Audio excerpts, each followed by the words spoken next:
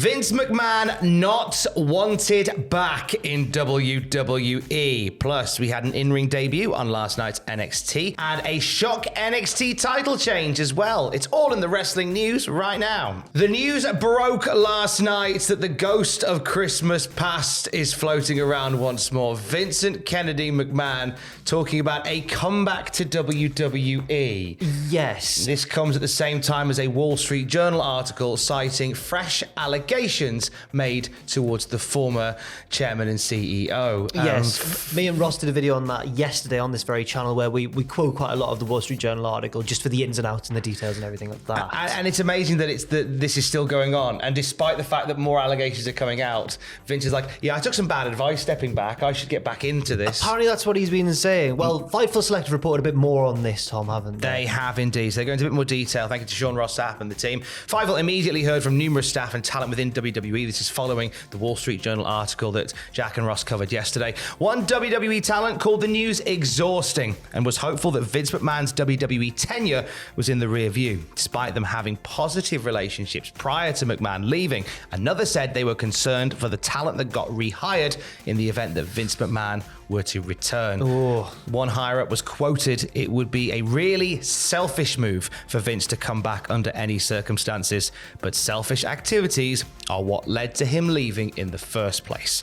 That source said they did not believe that Vince would return despite having voting power within the company that said he could. It's reminding me a little bit of when a wrestler should really just let it go and keeps coming back from retirement and back from retirement, except in this case it's a wrestling promoter, the biggest wrestling promoter. Exactly. And yeah, it seems like Vince is probably a bit blind to what everyone else can see, which is that I think nearly all of us can agree that his ideas were becoming muddled and incoherent pretty much on TV. And now since Triple H has taken over, the product really has regained a sense of clarity and consistency throughout.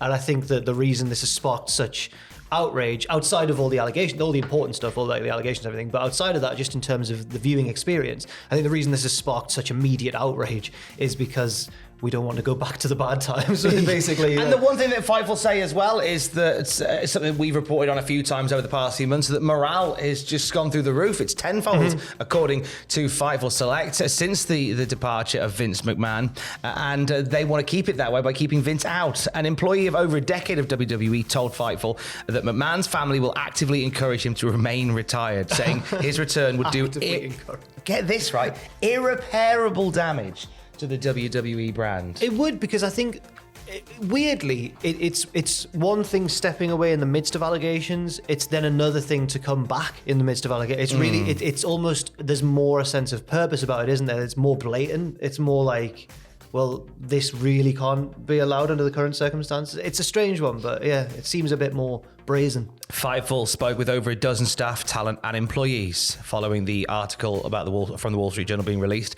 The unanimous reaction was that McMahon was not wanted back in his previous roles. If he came back, it would be so awkward. It would be awkward because it would, I believe, and there'll be people that might be of the mind that, oh, we missed Vince McMahon. I loved it when Raw was booked on the fly every week. That was my favorite time. I love it when people hit the Brock Lesnar and Goldberg button really quickly. There might be people that enjoy that. And that isn't to undermine the work that Vince McMahon did in the decades gone by as a promoter, not as a human being. I think there's a lot to be said about Vince McMahon as a human being, but as a promoter, he got wrestling to where we are today. Right, he's one of the most important figures in the history of wrestling. Yeah, but that doesn't mean that we should have him back in 2022. Exactly. Absolutely not. You know, and you know what? That isn't just something that is believed by people behind the scenes that spoke to Fightful. It is reflected in the wider world, because once this article came out about the Wall Street Journal from the Wall Street Journal, WWE stock level sank by almost 2% yesterday. Now, it's kind of stabilized a bit this morning, but even the mere thought that Vince McMahon might be coming back saw the stock fall. Well, I think the return, or the potential return, of a man who allegedly used investors' money to pay off. Why would the investors not like that? I mean, yeah. Alleged. It's all alleged at the minute. We've got to obviously be careful what we say, but clearly as Tom said, that the opinion is reflected not only in wrestling fans but the wider business world as well. No doubt more to be said on this in days and weeks to come. We'll keep you updated at cultaholic.com. Let's talk about NXT from last night. We'll get to this shock title change in a minute, but we had an in-ring debut last night, didn't we? We did. Lyra Valkyria, that nimble forest sprite, she finally made it. She's had a couple of vignettes. It hasn't been exhaustive when we see like months and months of vignettes, and we're like, when are they going to... There's only been, I think, 2 or 3 vignettes for Lyra, and she made her official in-ring TV debut for NXT. Her entrance was very CGI weather, rain. I didn't like it. Okay. MHO didn't like. I like Lyra Valkyria. I thought the cloud and the rain was a bit cringe, and that's coming from the king of cringe. But I didn't. I don't know what you thought. I think I got similar vibes in a different way because it was a different effect. But I got similar vibes to Xia Li's lightning. It's like it's not that necessary. Although those were actual powers that Xia Li possessed, whereas this was just entrance effects. She had a short match with Amari Miller and picked up the win with a frog splash. She is, of course, you may know her as was it Aoife Valkyrie in NXT UK. It's just when there's a name with loads of vowels, and in Irish I get a fright. I'm like, but Aoife Valkyrie. And WWE have been keen on Aoife Valkyrie for ages. She's been part of the UK scene before that in sort of 2018, 2019. And I learnt this just the other day. She actually had some NXT shows not on TV. She did, I think, 2, maybe 3 live events on the Coconut Loop in February of 2020. Loop, brother, yeah. We've all heard of it. But of course, February 2020, and then it's like, oh, this will be great. We'll get you over here for the rest of 2020. What could possibly go wrong? Right. The world catches fire. Yeah. And then that's why we saw her do some stuff on NXT UK, which is when that started getting up and running again. And that is why now, first chance that they've got, they brought her over to the US side. Well, I'm glad that, a couple of years down the line, they've managed to pick up with Lyra where they left off. It's nice that they didn't drop their interest in her. No, they kept it ticking over, which is nice to see. Next week on NXT, the go-home show for Christmas. The women's tag titles on the line. Kaden Carter and Katana Chance putting them up against Toxic Attraction, Ivy Nile and Tatum Paxley. And following their ability to recite the Pledge of Allegiance during the New Day's title celebration, we will see Brooks and Jensen getting a shot at... Brooks and Briggs. Brooks and Briggs. I always get that wrong. BJ Brooks, and JB, as we call them on the podcast. Is that what you call them? JB and BJ, yeah. Brooks and Dunn will face Kofi Kingston and Xavier Woods as opposed to Pretty Deadly. So they're building to... I think Woods and Kingston in an interview this week said that they want to make some magic with Pretty Deadly. So this feud is far from done with those two. Be a little series maybe. Yeah. And I wouldn't be surprised if ultimately they drop the belts back to Pretty Deadly. They seem like the sort of gimmicks and characters that Kofi and Woods would really enjoy. There was a little promo off in the build to their title match, and I thought the New Day are probably really enjoying these guys. And they had a really fun match at Deadline. It was really good. I didn't enjoy the quadruple DQ spot though, when they all did the Eddie Guerrero throw. Oh, that was great. Well, but why did the New Day want to win by DQ? He wouldn't win the belts then, lads. I mean, there is that. Maybe they wanted their share of the winner's purse. Maybe they did.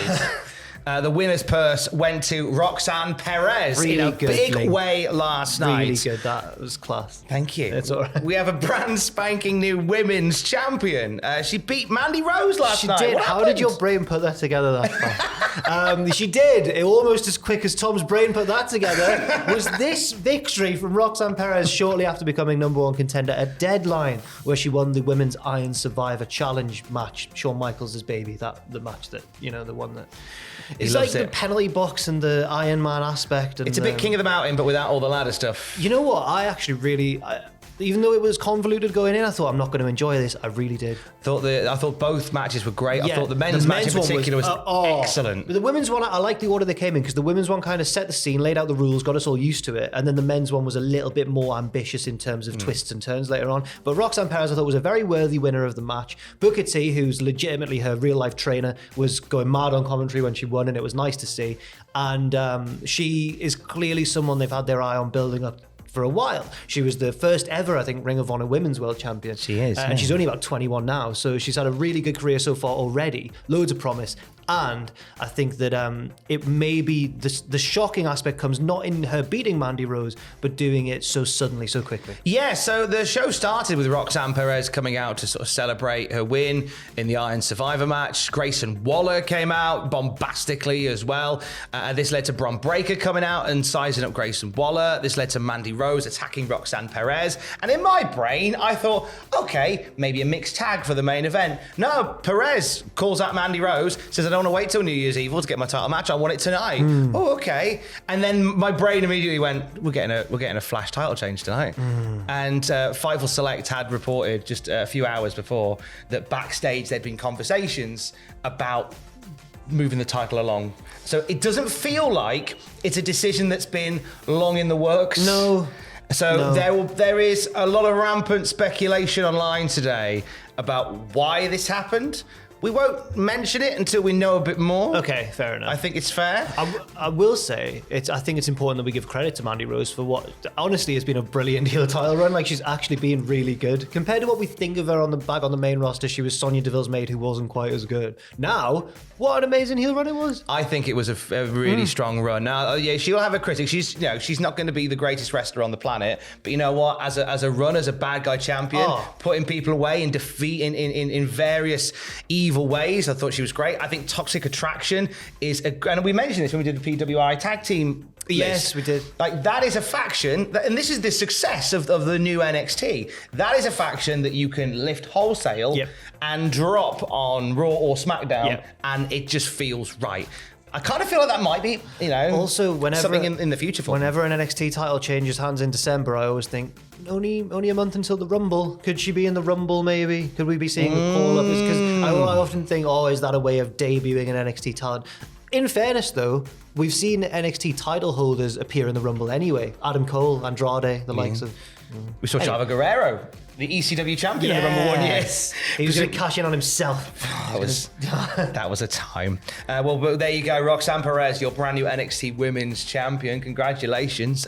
Exciting things to come for Roxanne. Somebody so young, with such a great future ahead. Yes, absolutely. And just in time for Christmas. What a lovely Christmas present that is. Lovely. A bit like a Cultaholic FC kit away from kit, cultaholicshop.com. Or a pudding enjoyment noises t-shirt. Oh, that's a great idea for a t-shirt. I wonder who came up with that. It was probably Sam. It was me. Or a blue peanut badge. I don't know who came up with that one, actually. It's great, that is, though, isn't it? A blue Peter Cultaholic badge. Not mine. I can't take credit for that. I can take credit for Barry the Shark. There we go. Available for signed Barry the Shark. Tomorrow, twitch.tv/Cultaholic. We're jumping on Twitch. We're going to be signing the Barrys live on Twitch. So you can see. So if you've bought one, you can get it signed. You can send me a message on Twitch and tell me what you'd like it to say. We'll do all that tomorrow. This is your last day to get one, so you can get it signed custom styly. Twitch.tv/Cultaholic tomorrow. But get to cultaholicshop.com. Get some new stuff in time for Christmas. Postal strikes permitting. Get some new stuff in time for Christmas. Yes, absolutely. And we'll have more wrestling news throughout the day, shall we? Yes. At cultaholic.com. Stay safe and love you. Bye.